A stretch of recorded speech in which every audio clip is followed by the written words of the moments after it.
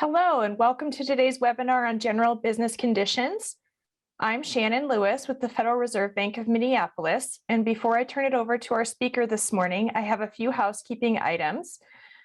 First of all, slides for the presentation and a copy of the video link will be emailed to all of you registered attendees next week. And today's webinar is a part of a series on regional economic conditions. And we hope you'll join us next week on Friday, November 19th at 9 a.m. Central Time on agricultural credit conditions. I'll be sure and paste a registration link in the chat box for folks who wish to attend. In addition, Ron will be entertaining questions at the end of the presentation. If you have a question, please type it into the chat box.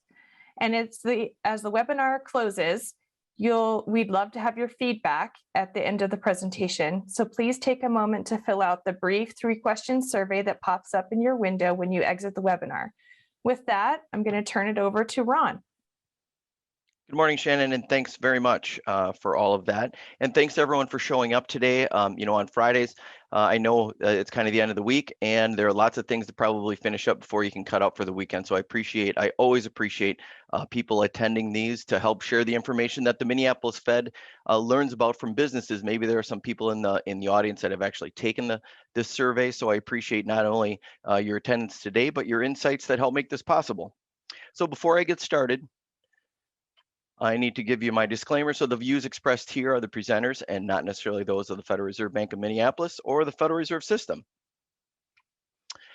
First, I want to send a shout out to all my partners, some of whom hopefully are listening in today, as well as survey takers. So for those that have seen me do this presentation before, if you just bear with me for those that have not, the Minneapolis Fed partners with a lot of different organizations like Chambers of Commerce, the Economic Development Association of Minnesota, and other business and workforce kinds of agencies to distribute this survey out to their members or professional networks. And this is really what helps us learn more so that we can also share information with you. This is one of the largest regular surveys of business conditions among the 12 different Federal Reserve District banks, and we can't do it without the help of all the partners. We have roughly 70 to 75 partners that help distribute this out across a 6-state region. And again, just a quick shout out and a thank you to all my partners. I'm always looking for more partners, though. There's no such thing as too much information for the Minneapolis Fed. So if you happen to be watching, you happen to be part of a business association or other group that has business folks that might be interested in contributing to this survey, I'm always open. I'll have some contact information at the end of this. I'd love to get an email or a phone call for additional partners that might want to participate. Excuse me. So today's focus, I do a number of surveys. The bank does a number of surveys, and today's focus is the general business survey. So we conducted this survey from October 15th through the 22nd. We had 431 responses, again, across the 9th district, which includes 2 parts of 2 states and 4 whole states. And as I've done in the past, I want to remind viewers that the results here are a snapshot. So this is more of a convenient sample in terms of survey respondents. And so it's not a scientifically sampled survey. So I would say interpret with care. We feel really good about the representativeness of this as a directional and kind of snapshot. But again, in terms of putting too much emphasis on exact figures, I would avoid that. So some quick takeaways before I launch into some of the individual findings. The most recent 3-month period saw continued growth, and I think that's kind of an important part. We're still seeing growth, but I would say there are also some signs of slowing and some caution. There are still performance differences that we've seen in previous surveys by size and by sector and by ownership. I'm not going to spend as much time on those as I have in the past because I have some new features to bring along this time. There are still major challenges that are persisting for firms. And I think most people are probably pretty familiar with these because they've been talked about a lot, but we are seeing higher prices, we're seeing supply chain disruptions, and firms are really struggling with labor availability. And as a result, they're seeing more wage pressure as well. I think what's happening a little bit is there's this challenge fatigue. I think we expected to see some relief from the above pressures, but due to Delta and some of those other compounding factors, we're really seeing that these challenges are not dissipating it maybe as quickly as we had hoped to, and they're also contributing to really broad labor force problems. The good news at the end, though, the outlook is still optimistic. It's a little pullback from July, but again, there's still net positivity among the firms that we surveyed, and that's a great thing. So first, let's talk about recent revenue trends. So we always ask the first question, the first content question is always, tell us about your recent quarterly revenue and compare it to 3 different periods. So again, for those that have watched before, you'll know kind of the drill here. We asked them to compare recent quarterly revenue to the same period last year, then to the previous quarter, and then their expectations for the coming 3 months compared to last year as well. Okay, and in terms of reading the chart, this one and many others, I do a lot of these cross-sectional charts to compare different things to try to give you some sense of scale. And what you see is red means bad, green means good, and the darker the color, the more on the margins those results are. Generally speaking, what we see in this chart, if you go top to bottom, there still is positive revenue growth year over year, and that's notable in the sense that last year, I think over this period we were heading into a period of we had that third quarter that was really quite strong, and year over year we're still seeing fairly decent growth in terms of the share of businesses that saw growth versus decline.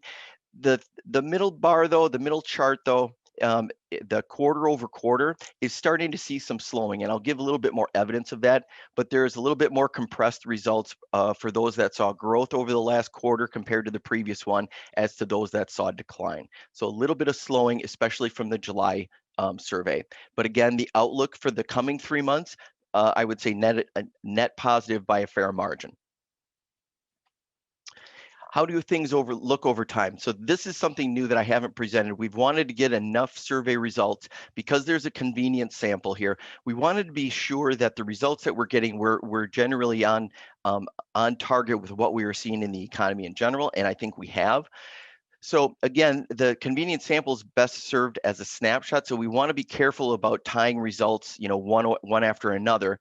But we have been seeing real consistency in responses by sector and by firm size, and those have been the 2 most consistent factors as it relates to firm performance.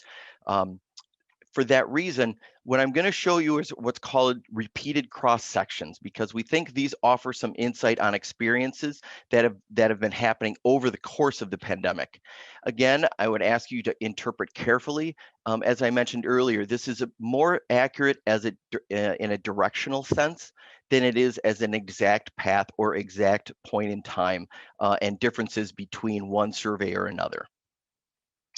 With that said, so the chart on the left, so I've listed, and sometimes I give you a different number of surveys, sometimes because we didn't ask the question previously, because during the pandemic, we were really scrambling to try to figure out what was the best time frame for certain questions, what were some of the better questions as well. So I don't always have similar numbers of observations, so I'll give you what I can. In terms of the revenue trends over time, starting from October on the chart on the left, this is year over year. And what you see, I think, is probably pretty predictable. Last October, we were still in the midst of things. Some sectors were doing really poorly. But as you see, as we've gotten a little bit better hold and a little bit more used to the pandemic, generally speaking, we've seen better and better results over time. There's even in the most recent one compared to July, very similar, even a little bit better actually. But where I see some slowing though, if you go over to the right chart, is that here is where I see a little bit of potential slowing, or at least it kind of gets my attention, where the October survey compared to July is showing that there's a little bit of pullback in firms that saw growth, a little bit of an uptick of those that saw a decline. We also always ask firms to tell us what sector they're in, so we can get a little bit of a snapshot there. And again, I want to note that because there are lots of sectors here, the actual samples the number of responses for each sector is fairly small. So again, take this with a grain of salt, but we are seeing some things that I think reflect some of the impacts of the increase in Delta over the last 3 months, the infection rates, because we have seen fairly consistent response by consumers as it relates to infection rates. And we see some of that here. Now you have construction on the very top. I think that's related a little bit more to other things that are really problematic right now, supply chain problems, higher pricing, things like that. I think Delta also plays a role there. But I think in terms of some of the other sectors that saw less revenue growth, like accommodation, food, drink, retail, those are some of the same sectors that were hit the hardest during kind of the other phases of the pandemic. So with Delta here, I think that's also playing a role. We also look at revenues by ownership because, again, we want to shine a light on how minority and women-owned businesses and veteran-owned businesses, how they're doing compared to the overall economy. And what we're seeing is that minority firms especially continue to see worse revenue trends overall. I think there's lots of reasons for that. I think part of it actually is due to the fact that our minority respondents tend to be concentrated in the Twin Cities. They tend to be concentrated in harder hit sectors that are consumer facing, or others, actually a lot of professional services businesses as well. Those tend to have seen more of a pullback than other firms have. So if we can talk a little bit about workforce and wage trends. I'm going to have to spend a little bit of time on this, and I apologize for all of the text on the right, but I really wanted to make sure that I communicated this the right way. Overall, firms reported a staffing contraction. So more firms reported that they had lower staffs when they reported in October than 3 months previous. In the past, in July, for example, there was basically a wash. Same number of firms said they had seen contraction versus growth, but in July, more large firms had said they were growing. So overall, that kind of matches the overall growth in employment in the economy. Slow employment growth, but generally growth. In this survey, actually, large firms were the most likely to have seen staff reductions. So that was a real change in this survey.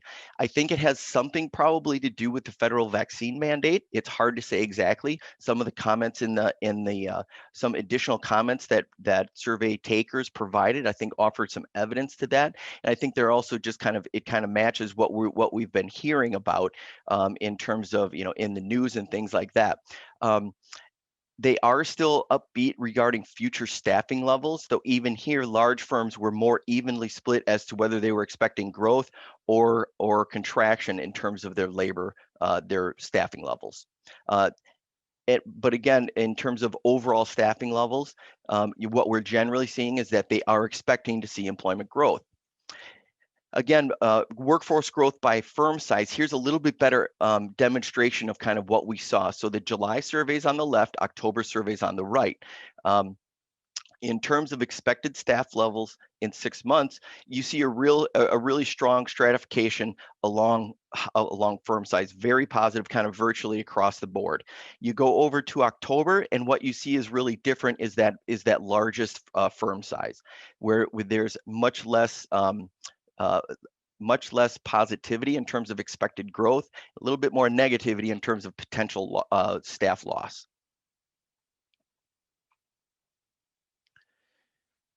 One of the things that we're also seeing is that wages are rising. They're rising fairly steadily. Again, here's one of those repeated cross sections. So if you go back to the very first survey this year, in January 2021, we were seeing more wage cuts, slower wage growth, and every survey since then, we've seen an increase not only in the prevalence of wage increases, so more firms are actually giving wage increases, and more firms are giving larger increases as well.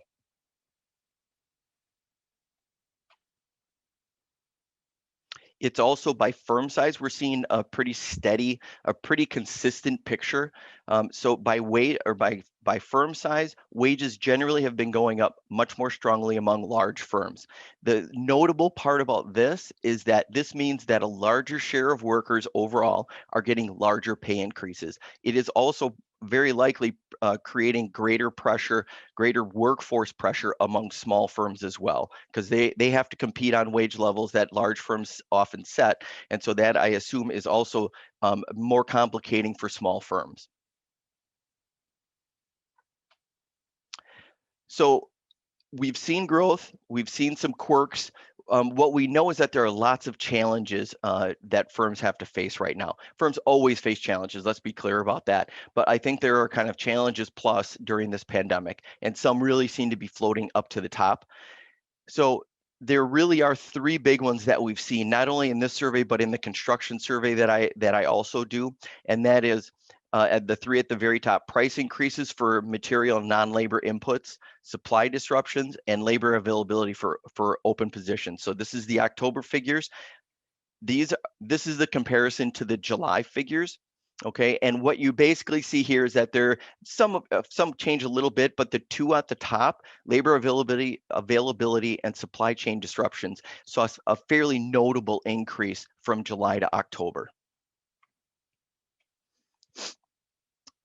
Not surprisingly, one of the reasons for is they're having a lot of difficulty hiring. So we always ask, if you're hiring, how would you assess your ability to find labor? And what we're seeing is that basically labor lack of availability is flowing upstream. So more and more responses are saying that it's moderately or especially extremely difficult to find labor right now. And this is a comparison. I went a little bit further back to April. So this is in October to April, so a 6-month comparison. But there is a very clear shift that things are getting tighter.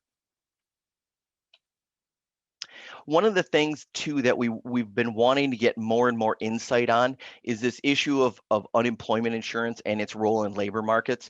I think there was a lot of expectation, there was a lot of talk during the summer especially about the pandemic era unemployment benefits and their potential disincentive to work. And so we've really had a very kind of natural experiment kind of show up in terms of once those benefits were terminated, what happened to the labor market? So we asked our firms, what changes have you seen since the termination of those programs?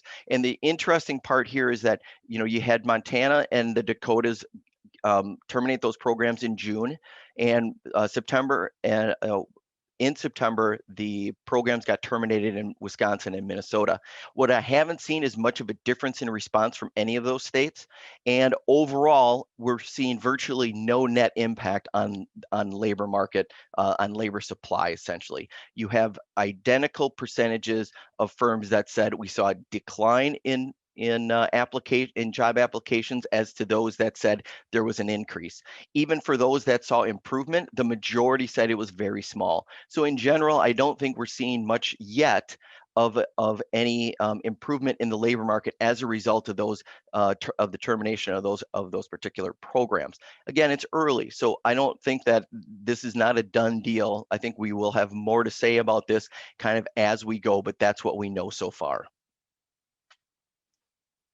Rising prices, I think everyone, if you shop, you know what's going on here. But again, I think it's always notable to say that this is what firms are facing. They're facing very strong input price increases right now. 70% said input prices rose by more than 5%. That's a pretty big number.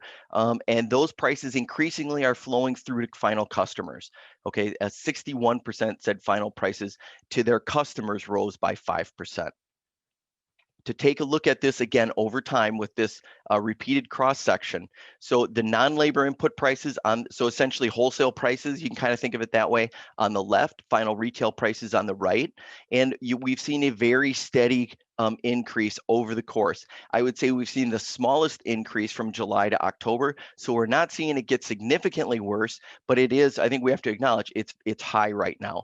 And a lot of those higher costs are increasingly getting through to the final customer. The outlook, the good news here, it's still positive, still net positive. I would say it narrowed from July to October, really from July of 2020 through to July, so over the course of a year, really fairly similar. In April, it was really kind of where we were the most optimistic. I think that's probably because we were looking at a vaccine. I think we thought things were going to return much more to normal than we thought. July came around. I think you saw a little bit of a pullback. I wouldn't have paid a whole lot of attention to that, except in October. Now we are seeing, I think, more of a pullback, more caution is what I would say, than we were seeing earlier. I think that is because there's a little bit of this survey fatigue. Sorry, the little Freudian slip there. There is more of a challenge fatigue, I think, out there among businesses, because let's face it, businesses are always hard to run. It's a difficult thing to run a business, and with all of these additional challenges, I think the fact that maybe that we're seeing prices hold on a little bit longer, we're seeing supply chains not repair as quickly as we hoped. I think that's where maybe there's a little bit less optimism as there was before. So some final thoughts, and then I'd be happy to take questions. The first thing I would send out is that despite all of these challenges, businesses are still things are still net positive, both from a revenue standpoint and an outlook standpoint. And growth is better than the alternative. But there is caution. I think we have to be very realistic about the effects of those problems. The challenges of labor constraints, supply chains, and higher prices are real problems for firms right now. I think Delta kind of undergirds a lot of this, and I think it's kind of obstructing the market's ability to go back to things how things used to be. And I think to the extent that COVID remains in the economy, I think it's going to be harder for those things to go back to normal. I've talked to businesses of late. I talked to a banker in the Western Wisconsin region, and he said on a weekly basis, roughly 5% of his staff is affected in some way by the virus. And again, it kind of sounds like a small number, but it's not a small number if it happens every week. That's a 5% hit to productivity, and those things add up. So I think to the extent that we either control Delta or don't, or the variants that maybe come in the future, I think we're going to see those reflected in how confident firms can be. But again, outlook remains positive despite challenges. I'm always impressed at the resiliency of businesses. So if you happen to be watching here, and I just want to wish you luck and just express kind of my gratitude for how hard businesses work to try to make payroll and all of those other things that kind of make the economy work.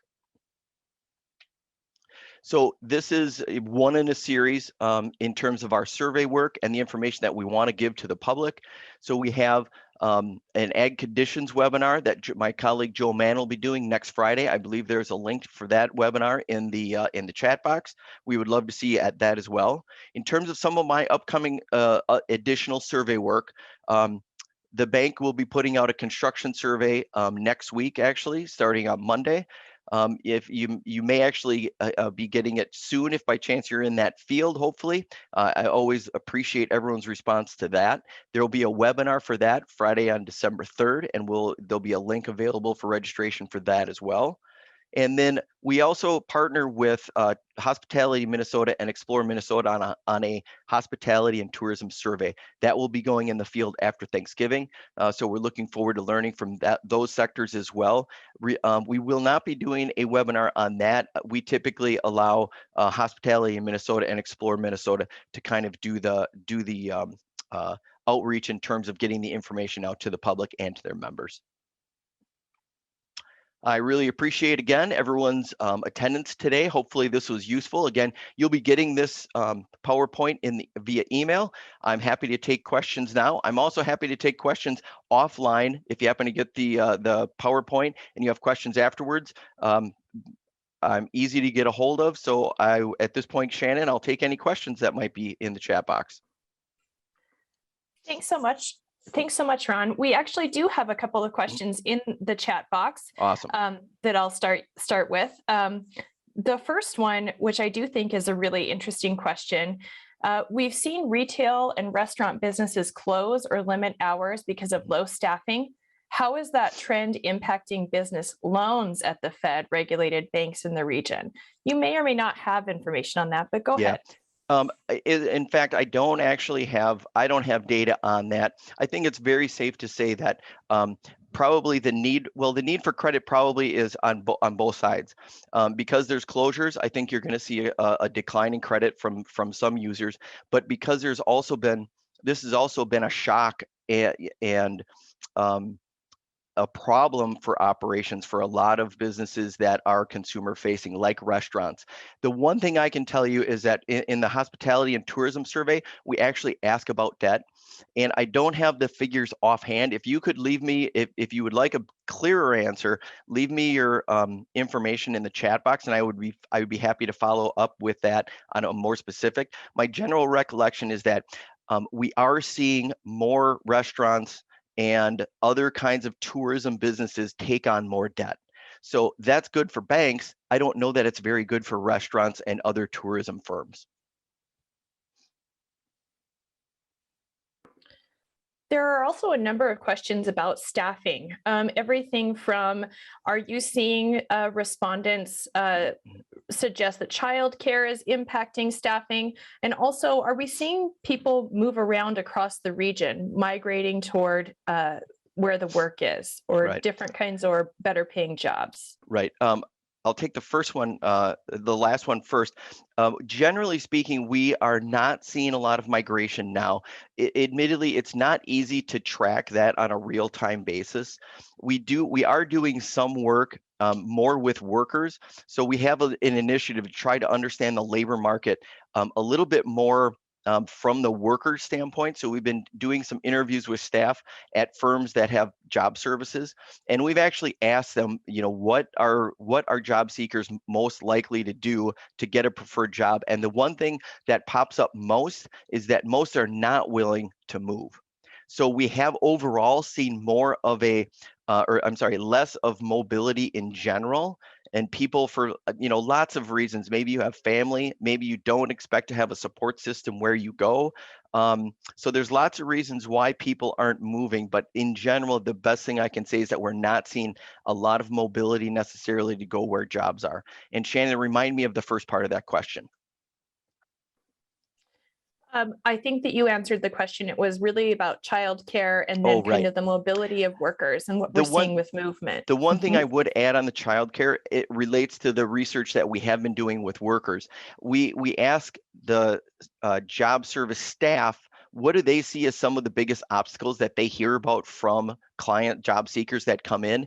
Affordability of daycare is typically top of the list, that affordable housing and some other things, but we are hearing that daycare is a very, very big obstacle for some, I think, especially for those that are on a lower pay scale. And I think I'd like to sum it up with kind of a two-part question, and then we will be wrapping up the webinar. So the question in the chat box was, we've seen consumers pivot to online shopping during the pandemic. Mm-hmm. Is that trend impacting storefront retail? And I think that the second part of that question is really with holiday shopping, beginning and the dire warnings of empty shelves, kind of what's that outlook on supply chain problems? So I don't think there's any question that the pandemic has had a big impact on the retail sector. Online shopping, I don't think is going away. But I do think that storefronts that have been willing to change, kind of rethink exactly what the experience is. I actually am hearing that more stores are actually opening coming forward.